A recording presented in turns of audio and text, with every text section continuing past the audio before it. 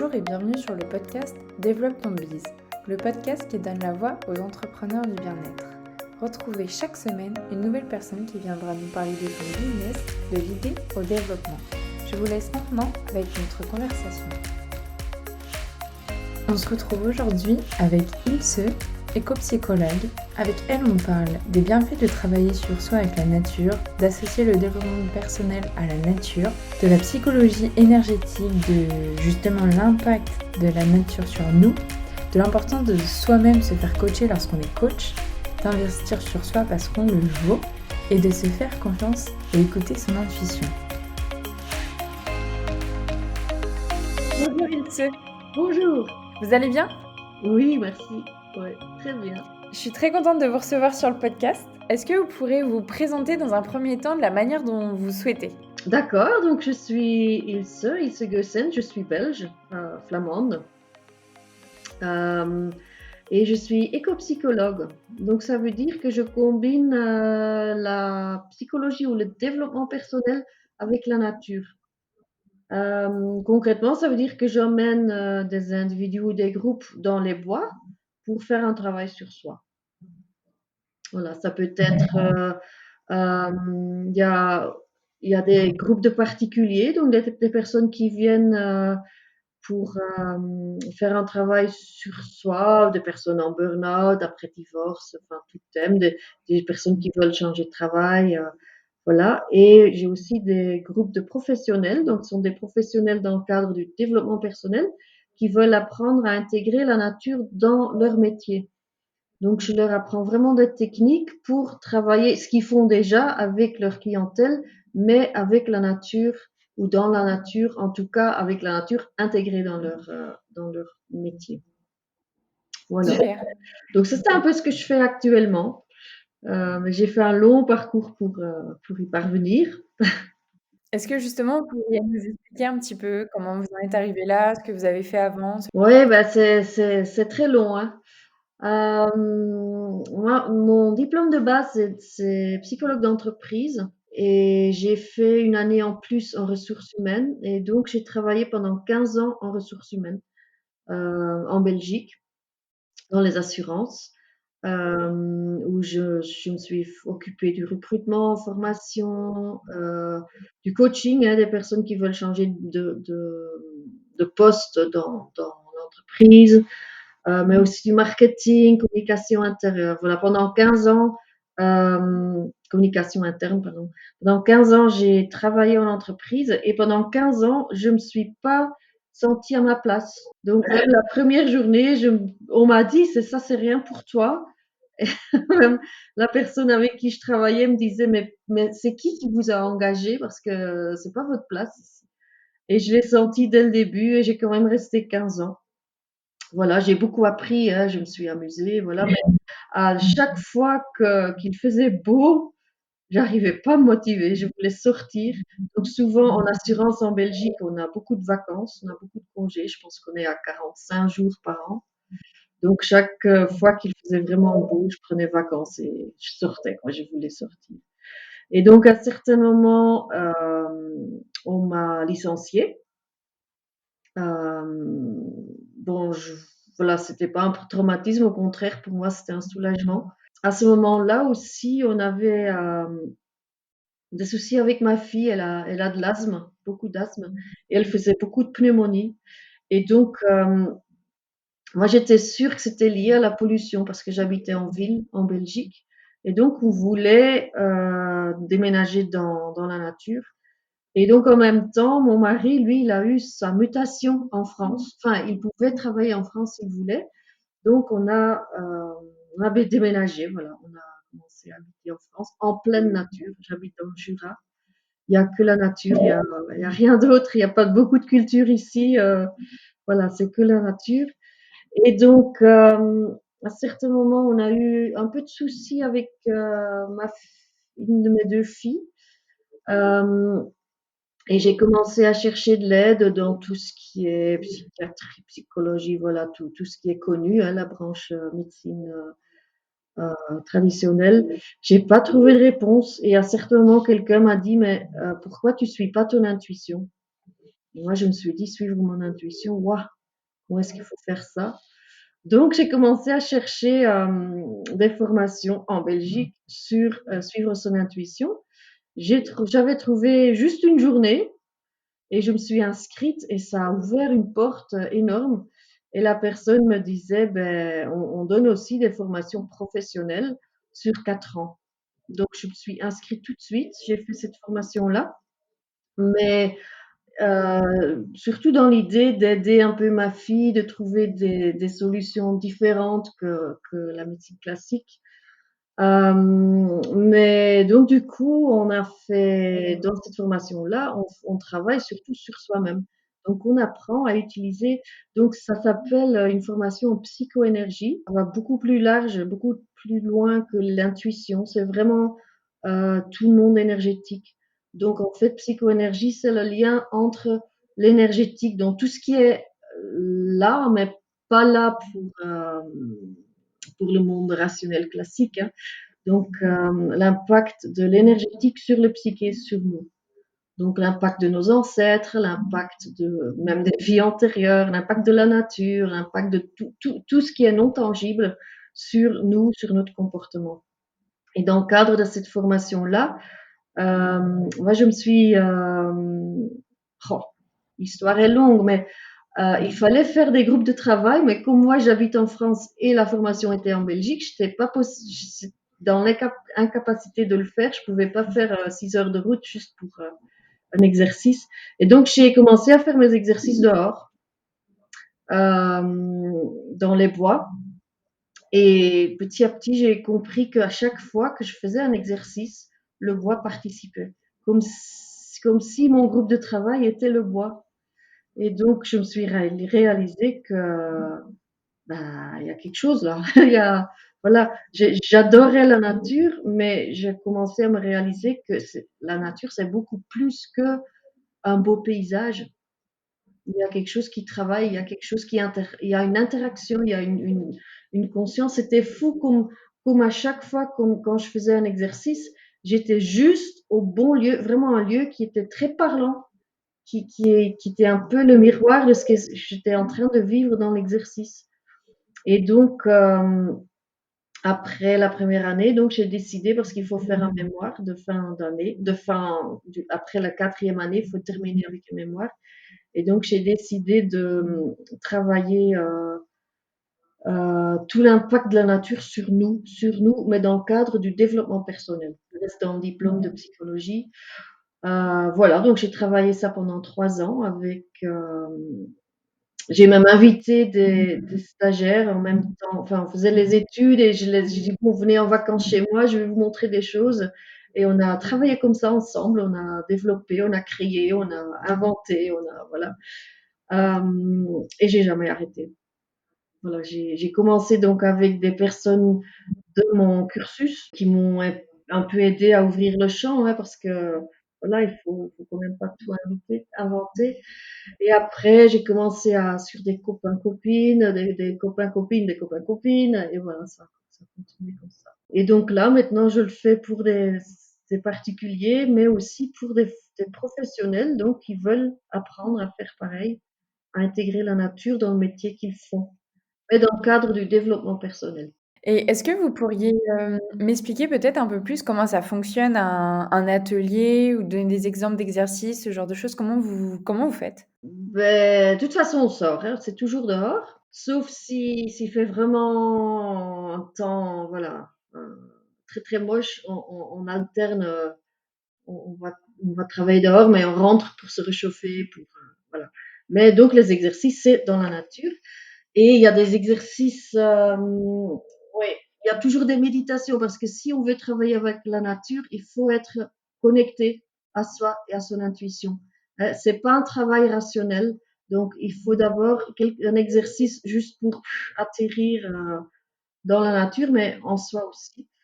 Et après, il y a des exercices, par exemple, qu'est-ce qu'on peut faire? On peut travailler, on peut prendre une décision. Voilà. Je ne sais pas quelle formation suivre, formation X, formation Y, ben, il y a des exercices où la nature peut donner la réponse. hein, où on est avec beaucoup d'émotions, ben, tu peux sortir et voir avec la nature, déjà comprendre l'émotion et se décharger de l'émotion avec la nature. Ou tu viens d'avoir une discussion avec quelqu'un, c'est vraiment un truc où tu te dis mais je comprends pas, qu'est-ce qui se passe? Tu peux sortir et faire un exercice pour comprendre ce qui se passe et rééquilibrer la situation. On peut sortir pour chercher de l'inspiration. C'est tout bête, mais il y a aussi des managers, par exemple, qui participent.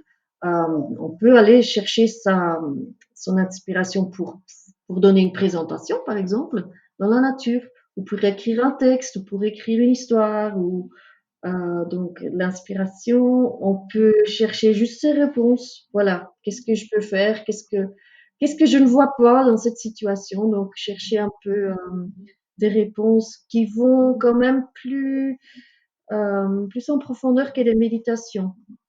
Les méditations, c'est plutôt pour devenir zen. Les exercices, c'est vraiment pour comprendre qu'est-ce que je vois pas. Enfin, aide-moi à voir ce que je ne vois pas. C'est un peu ça ce qu'on peut faire dans la nature. On peut aller débloquer des choses. Par exemple, moi je trouve un bon exemple, c'est une personne, elle était dans mon groupe et elle me disait, mais je me sens pas bien dans le groupe. Je me sens pas bien parce que moi j'adore la nature et j'adore faire du sport et j'adore vraiment enfin, bouger dans la nature. Et là, c'était vraiment un groupe de personnes, et on avait même qui avaient peur, qui étaient là pour surmonter leur peur pour la nature. Donc, elles n'osaient pas s'asseoir parce qu'il y avait des tiques, voilà, des trucs comme ça. Et des personnes plutôt moins sportives. Donc, c'était un groupe vraiment le contraire à elles. Donc, j'avais dit, voilà, mais cherche un lieu qui pour vous n'est pas à sa place non plus dans la nature, hein, parce qu'elle se sentait pas à sa place dans le groupe. Et elle avait pris une cabane, de pêche, mais complètement démolie. Enfin, c'était vraiment moche, dans un lieu vraiment super beau. Donc elle disait voilà, ça pour moi c'est pas à sa place. Et donc les questions que j'ai posées étaient très simples. C'est qu'est-ce que ça réveille en toi si tu vois la cabane? Qu'est-ce que ça réveille en toi? Et qu'est-ce que tu as envie de faire? Et en fonction de ces réponses-là, on continue. Pour moi, cette cabane, c'est là où je peux me cacher du groupe et je peux être moi-même. Je dis, bah, vas-y, hein, cache-toi, voilà. Donc, elle se cache dans la cabane, mais on sait d'avance que c'est pas le lieu idéal parce que c'était vraiment moche et sale et voilà. Donc elle se cache, on ferme bien la porte et après 30 secondes, elle dit ben non non, j'ai compris, c'est pas ça que je veux parce que je suis seule, je peux faire ce que je veux, mais je ne vois rien, je peux pas bouger, je peux pas être moi-même ici, je me cache. Voilà. Donc on demande juste mais qu'est-ce que tu as envie de faire alors? Et elle disait moi j'ai envie de sortir déjà et d'aller plus loin vers la rivière. Il y avait une rivière à côté. Donc elle arrive à la rivière et je repose la même question, hein, qu'est-ce que tu as envie de faire? Et là, elle dit, ben, j'ai envie de sauter dans l'eau, plonger dans l'eau, avec mes vêtements, avec tout, et jouer. Je dis, bah, qu'est-ce qui t'empêche? Bon, il faisait chaud, hein, il faut quand même surveiller la sécurité de la personne, mais il faisait chaud, enfin, la rivière était calme, bon. Donc, avec tous ses vêtements, elle est plongée dans l'eau, elle a commencé à jouer.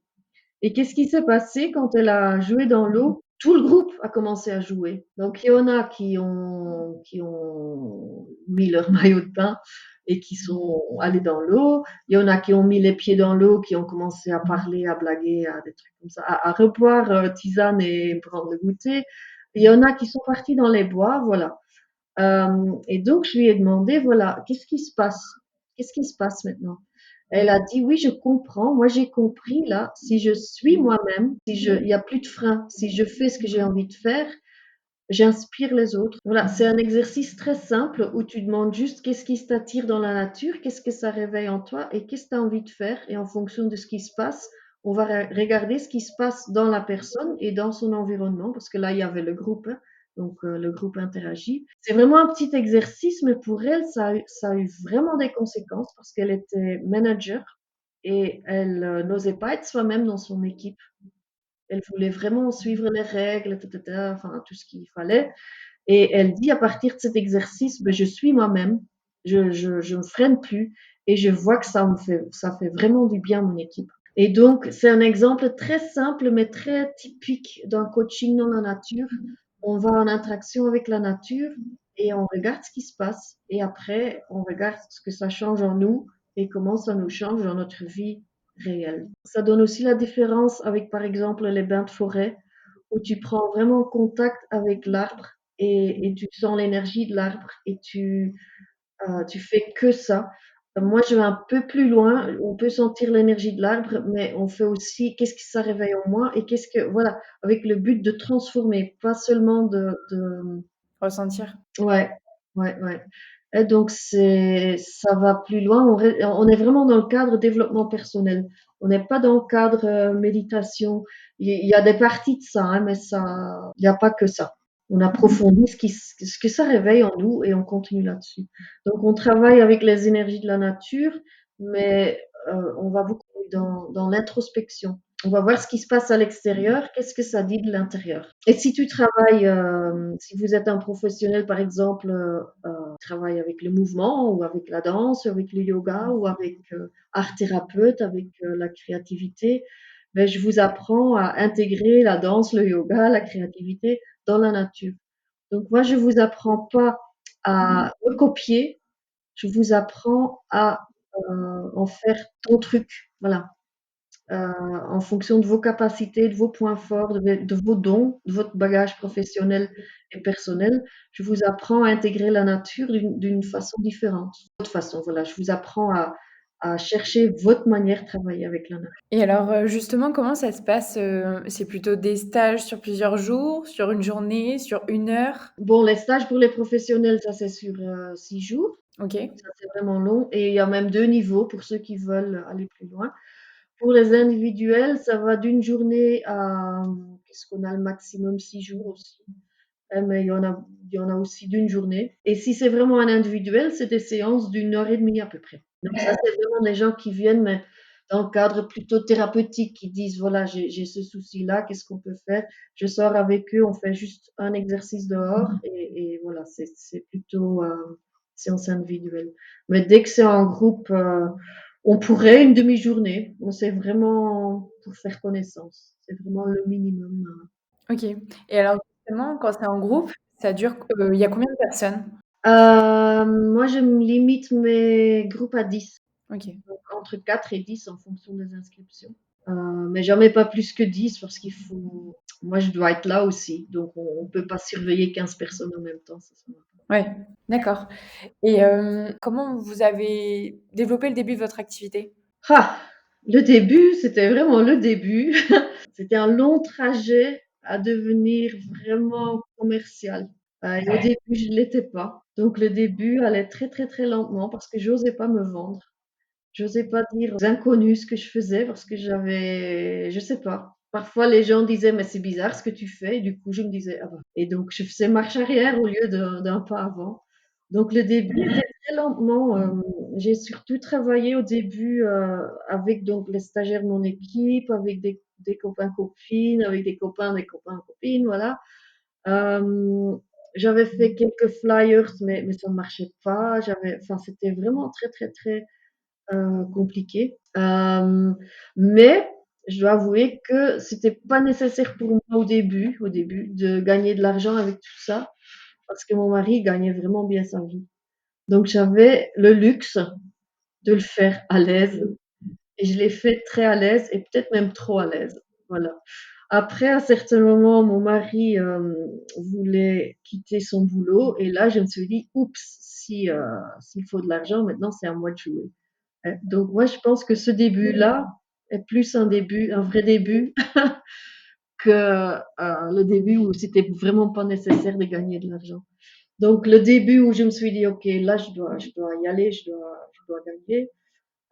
J'ai commencé à prospecter, à faire des flyers, à faire mon site, tout ça. Et mais ça, je le vois maintenant, hein, avec du recul. Mais à chaque fois que ça ne marchait pas, où je me disais non mais ça va pas, euh, j'ai compris maintenant que c'est vraiment moi qui bloquais. C'était pas l'extérieur, c'est moi. C'était quelque chose en moi qui avaient peur, qui n'avaient pas assez de confiance, qui n'osaient pas se vendre, qui trouvaient, voilà, qui écoutaient trop les autres, enfin voilà.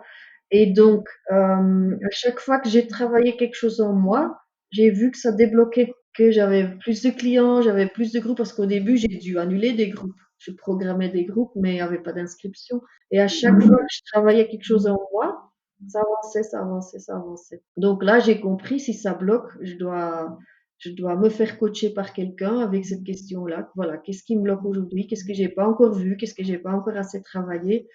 Et je continue comme ça pour débloquer les choses.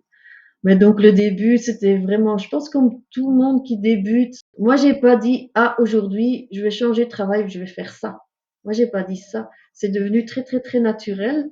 Et donc, il n'y a pas de vrai début parce qu'au début, on se réalise même pas qu'on veut en faire un métier. On dit, tiens, c'est amusant, je vais montrer ça aux autres. Mais au début, j'ai pas dit, je vais gagner mon argent avec ça. J'étais en fait en train de me former dans l'intuition pour aider ma fille. Ça, c'était le début, hein. Donc, c'était compliqué dans le sens que j'avais pas assez de confiance en moi et ouais, ça bloquait. J'avais peur aussi, voilà, le français n'est pas ma langue maternelle. Donc, j'avais peur d'être ridicule avec un langage qui n'était pas parfait. Voilà, j'étais vraiment dans toutes ces hésitations qui faisaient que ça bloquait. Donc, j'ai dû travailler tout ça pour débloquer. Je pense que ça, c'est un bon conseil pour les gens parce que je pense que beaucoup de gens qui sont dans un métier un peu bizarre, hein, développement personnel, c'est pas toujours bien vu par tout le monde. Euh, et le fait que c'est mal vu, ben, on l'intériorise. On dit, ben, oui, c'est vrai, je fais peut-être des trucs bizarres. Est-ce qu'on va pas me traiter comme sorcière ou voilà, hein, il y a encore la chasse aux sorcières en France, hein, un peu plus qu'en Belgique. Donc de travailler vraiment ça, cette partie en soi qui croit pas en soi, parce qu'on intériorise les croyances ou les convictions des autres. Vous nous avez parlé de coaching qui vous a permis d'avancer. Est-ce que vous pourrez nous en dire un peu plus à ce sujet? Est-ce que c'est venu de vous-même ou est-ce que on vous l'a recommandé plusieurs fois? Comment ça s'est passé? Ben, ça a commencé dans le cadre de la formation, parce que la formation, ça dure 4 ans. Et il faut quand même donner un petit projet. Il faut dire, voilà, qu'est-ce que moi je veux faire. Donc j'avais quand même comme idée, je veux faire quelque chose, moi, avec la nature. Et le coaching a commencé pendant la formation où à chaque fois, il fallait écrire des rapports de tout ce qui te bloquait. Et donc, il t'aidait à débloquer, donc pendant les exercices après. Dans la formation même, il y a aussi des exercices parce que tu apprends à faire des exercices, mais tu les fais sur toi. Et donc, il fallait travailler sur toi avec les autres. Donc là, c'était le début. Et en fait, j'ai jamais perdu ce réflexe de me dire, ah, ça bloque, qu'est-ce qui se passe en moi? Donc, c'est ce que j'ai appris dans la formation au début. Et donc, après, quand la formation était finie, ben, ce que j'ai fait, déjà, c'est je me suis inscrite dans d'autres formations. Par exemple, j'ai suivi du chamanisme. Mais en chamanisme, c'est déjà très bien parce qu'il travaille aussi avec la nature. Donc, j'apprenais des techniques pour moi, mais je faisais mon travail sur moi en même temps. Là, j'ai fait une formation de fleurs de bac, c'est pareil. Tu apprends les techniques, mais tu continues à travailler sur soi. Donc, je me suis fait aider comme ça en m'inscrivant dans d'autres formations de développement personnel où tu fais son travail. On fait son travail sur soi, mais on apprend des techniques. Et de temps en temps, je vais voir des personnes. Oui, on est dans le monde du coaching, donc on fait le troc, hein. Quelqu'un travaille sur toi et toi, tu travailles sur l'autre. Ce qu'il faut quand même savoir, c'est on peut pas s'aider soi-même. Ça, on peut faire quelques méditations et ça peut aider à avancer. Mais si ça bloque vraiment, il faut quelqu'un d'autre pour t'aider parce que c'est souvent un truc que tu vois pas. C'est comme, voilà, tu vois pas ton dos et tu vas jamais le voir. Même si tu essayes avec beaucoup de miroirs, c'est super compliqué. Il faut quelqu'un qui t'aide à voir ce que tu vois pas. Donc, moi, je les cherche un peu dans mon réseau. Parfois, j'ai des clients qui sont vraiment très doués dans leur métier et on fait le troc et voilà. Ok. Je pense pas qu'il y a une technique à suivre. Je pense qu'il faut suivre son intuition et on sent, voilà, j'ai besoin de ça et je pense que cette personne va pouvoir m'aider. Et voilà, il faut juste y aller et le faire. Oui, complètement d'accord. Est-ce que, vous auriez des conseils à donner à un jeune entrepreneur qui veut, développer son activité autour, du bien-être? Quelques conseils ou même que vous auriez bien aimé avoir quand vous avez commencé? Les conseils que j'aimerais avoir, ça, c'est déjà très rigolo parce que tout le monde les donne, mais on l'entend pas. Donc, déjà, je pense que comme conseil, c'est d'écouter les autres, mais de les écouter de manière très intuitive parce que tout le monde donne ses conseils et c'est pas toujours les bonnes. Et surtout pas les bons conseils pour vous. Donc, d'écouter ces conseils des autres, mais très intuitivement et très bien filtrer et sentir est-ce que ça résonne en moi ou pas. Et si ça résonne, même si ça coûte de l'argent, parce que moi j'avais surtout peur de l'argent. Je me suis dit, je veux bien évoluer, mais ça ne va pas coûter trop cher. Ben si, ça peut coûter trop cher. Parce que tu l'investis en toi et tu le vaux. Tu le vaux vraiment de cet investissement. C'est vraiment important.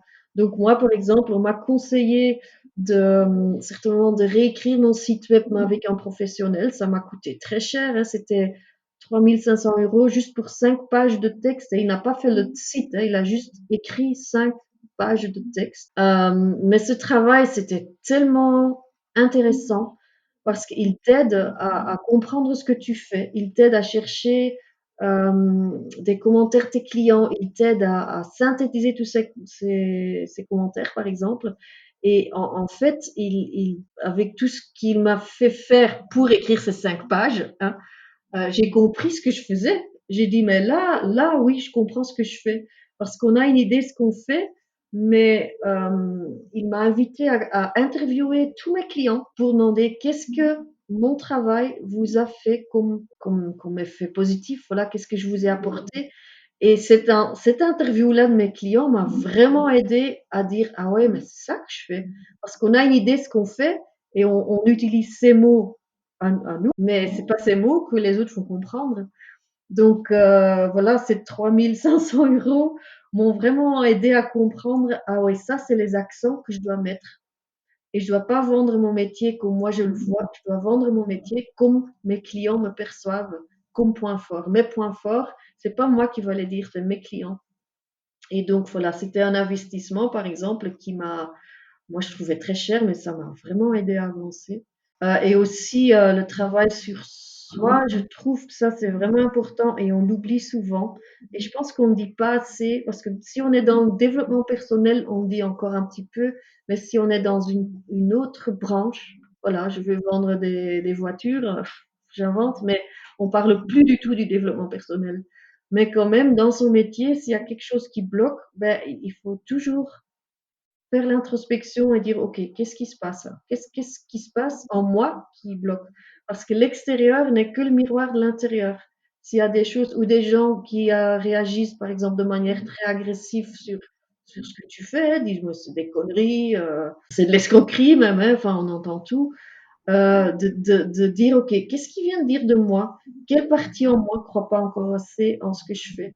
Donc vraiment d'intérioriser tout ce qui se passe et pas dire ah je vais arrêter parce que voilà on me dit que c'est pas vivable, on me dit que c'est pas rentable, je vais arrêter. Non, tous ceux qui donnent des critiques, en fait, c'est des petites voix de toi qui s'extériorisent et qui vous disent ah vous êtes en train de vous détruire vous-même, mais regardez vous-même. Et c'est là qu'il faut de l'aide d'un autre coach pour apprendre ou pour comprendre ce qui se passe parce que ça on peut pas soi-même, c'est trop profond. Donc je pense que ça, c'est un conseil. Oser investir en tant qu'argent et oser investir en tant que qu'est-ce qui se passe en moi et faire son travail sur soi. Moi, j'ai eu une personne un jour qui me disait, je viens suivre ta formation. Il avait 32 ans. Je vais suivre ta formation, mais moi, je ne vais pas faire ce travail sur moi parce que moi, j'ai fait le tour à 32 ans et je l'ai refusé. C'est la seule personne que j'ai refusée dans mes formations. Tout le monde peut participer, mais si on dit qu'on a fait le tour à 32 ans, je pense qu'on n'a jamais fait le tour. On peut toujours continuer à grandir, à évoluer. Et je pense que ça, c'est vraiment ce qu'il faut, je pense, dans notre métier surtout, euh, de faire son travail sur soi. Parce on donne l'exemple et on n'a jamais fini. Complètement. Est-ce que vous auriez des ressources à recommander? Ça peut être des livres, des podcasts, des vidéos, des formations, des rencontres, vraiment des choses qui vous ont aidé dans le développement de votre business? Je trouve difficile. Pourquoi? Parce que je pense l'outil le plus important, c'est ton intuition. Intuitivement, on sait ce qu'on doit faire. Et le souci, c'est qu'on n'a pas appris à écouter notre intuition. Et je pense qu'il y a des choses vraiment à faire, c'est s'il y a des formations ou n'importe, euh, c'est d'apprendre mieux, vraiment apprendre à écouter son intuition. Et tout le reste, ça coule de source après. C'est une fois qu'on est connecté à soi, toutes les réponses sont autour de nous, mais il faut les voir. Il faut les voir et il faut les capter et il faut les appliquer. Et donc, je pense, et là, il n'y a pas de livre sur l'intuition, il n'y a pas de livre, il n'y a pas de podcast. Il faut quelqu'un qui vous apprend surtout à être, parce que l'intuition, tout le monde l'a, mais il faut faire confiance à son intuition et il faut savoir comment l'écouter. Donc là, je pense, si vous trouvez quelqu'un qui peut vous aider là-dedans, déjà, c'est super important.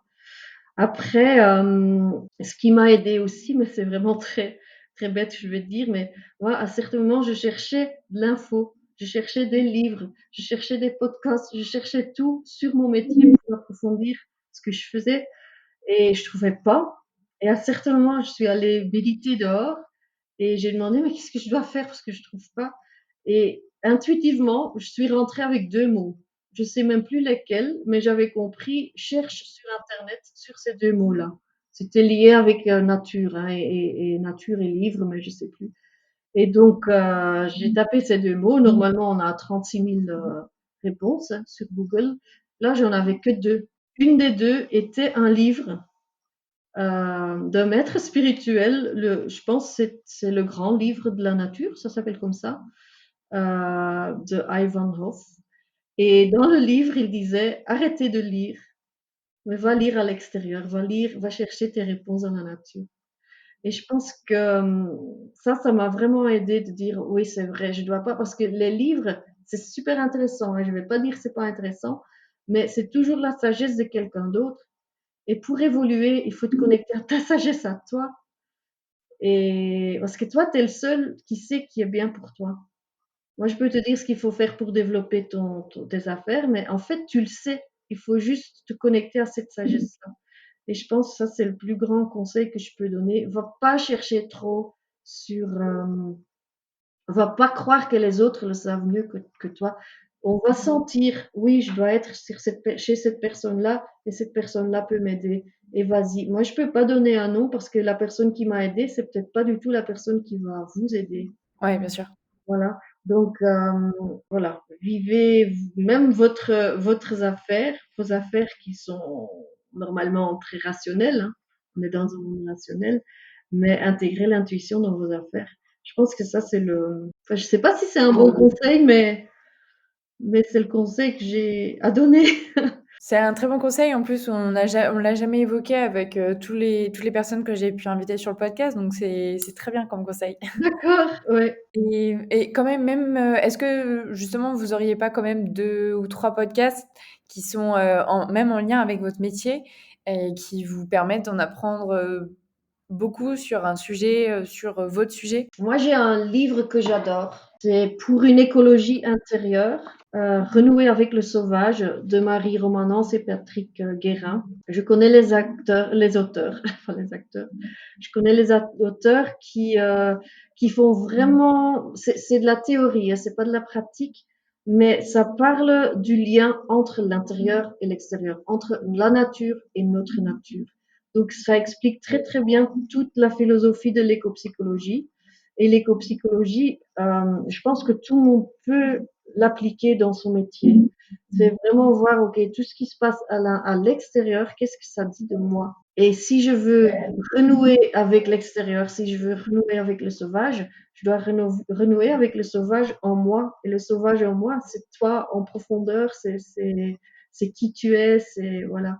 Et moi, j'ai adoré ce livre parce que ça a vraiment, pour moi, résumé ce que c'est l'éco-psychologie et justement cette démarche ou cette interaction intérieure-extérieure. Bon, c'est basé sur l'éco-psychologie, donc c'est pas trop pratique, hein, ça va pas vous aider à développer votre business, mais ça va vous aider à comprendre tout le mécanisme ah oui, ce qui se passe à l'extérieur, en fait, c'est le miroir de moi. Et qu'est-ce que je peux faire? Donc ça, j'ai bien aimé.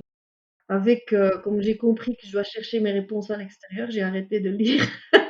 Donc j'ai moins d'infos sur les livres.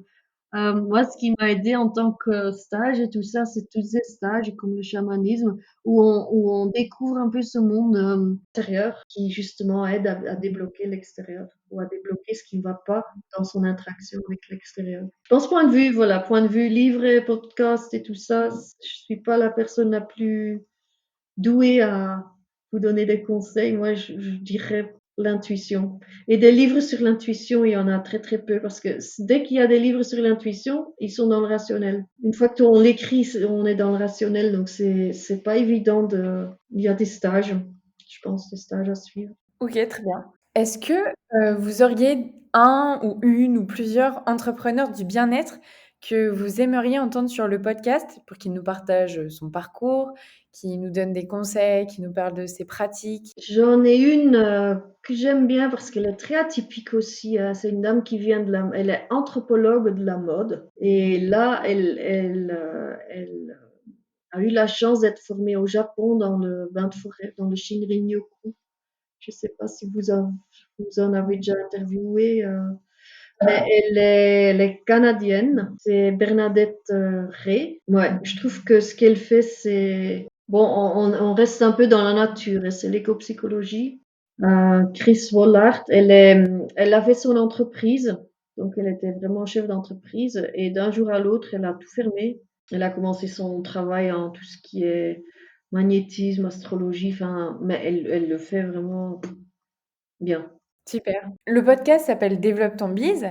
Donc l'idée, c'est vraiment de parler aussi bien des pratiques que comment développer son business. Qu'est-ce que ça veut dire pour vous, développer son business? Ah, moi j'ai l'impression qu'il y a deux côtés.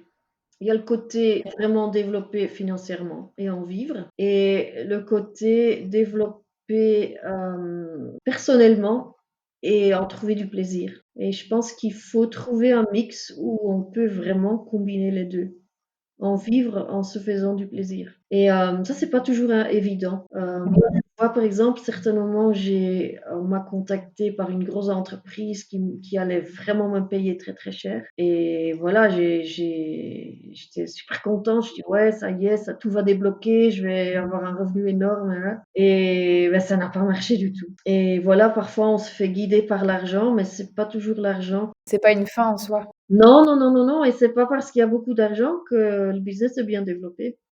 Peut-être qu'on a perdu son âme, on a vendu son âme pour avoir de l'argent.